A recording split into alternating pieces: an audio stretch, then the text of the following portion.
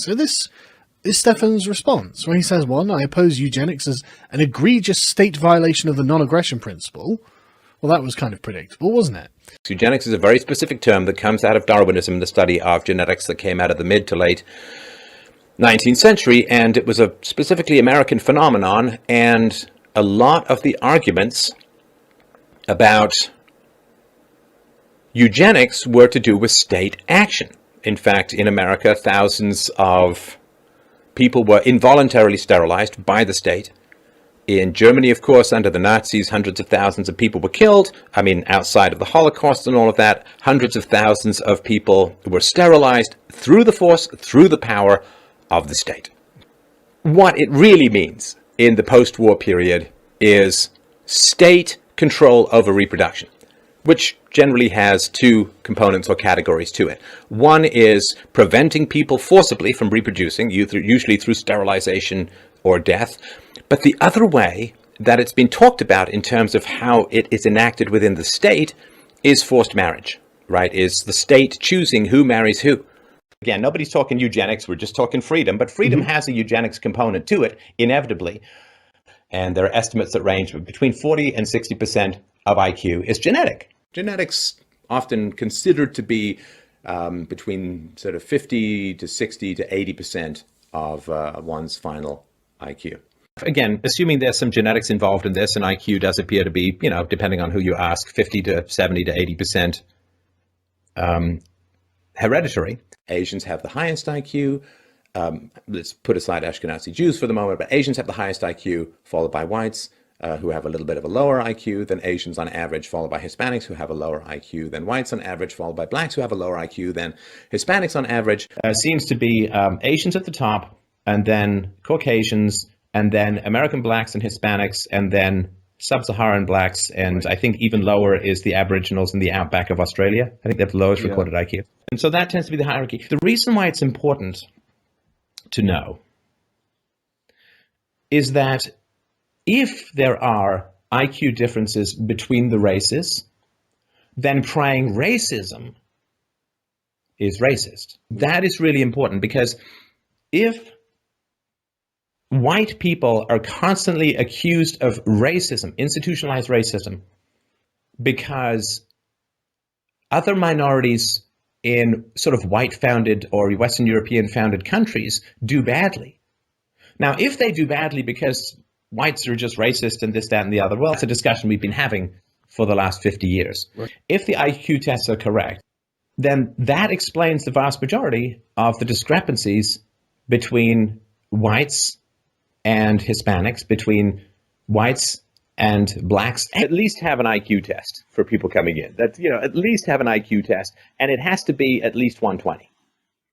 Why? Because we already have lots of 115s here already. So why on earth would it be incompatible, potentially jihadi, potentially don't speak the language? Like, it'd have to be at least maybe 125 or more, right? We got a whole bunch of people with IQs 120, 130, so 135. Okay, 135, you're in.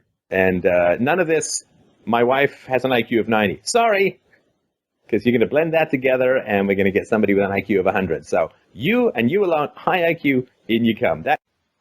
So the only way to have prevented this migrant crisis would have been to enforce the laws. I ask you that seriously. What would have happened if they had enforced the laws not allowing the migrants in? Well, laws, of course. Or nope. Not laws. You already have laws. They didn't, the books didn't march down to the beach and do anything. Enforcement of the laws. Which means what? So the guns would have had to come out. Yeah. The guns would have to come out, and people might have to get shot. People say, well, if people are not allowed to come into the country, that is the initiation of the use of force, right? Right. Now, I completely agree with that. I completely and totally agree with that. And so simply by looking at putting a barrier around America to prevent people from coming into America and saying, well, that's the only initiation of force that matters, that's ridiculous. And people say to me, well, as you say, right, well, it's the initiation of force to have people not live in the country. It is. It is. Well, not everyone. Because if they come into the country statistically, they are going to cause a greater initiation of force by massive consumption of the welfare state and dedication to a party that itself is dedicated to expanding government to the nth degree, which is the leftists. So this is Stefan's response when he says, one, I oppose eugenics as an egregious state violation of the non-aggression principle. Again, nobody's talking eugenics, we're just talking freedom, but freedom has a eugenics component to it, inevitably. 3, I am not a white nationalist. You know, I go to Poland. What is it, 99% white?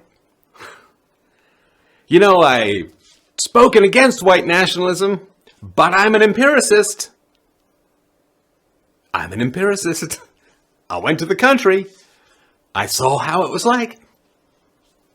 I've spoken out against white nationalism, but I'm an empiricist. I'm listening.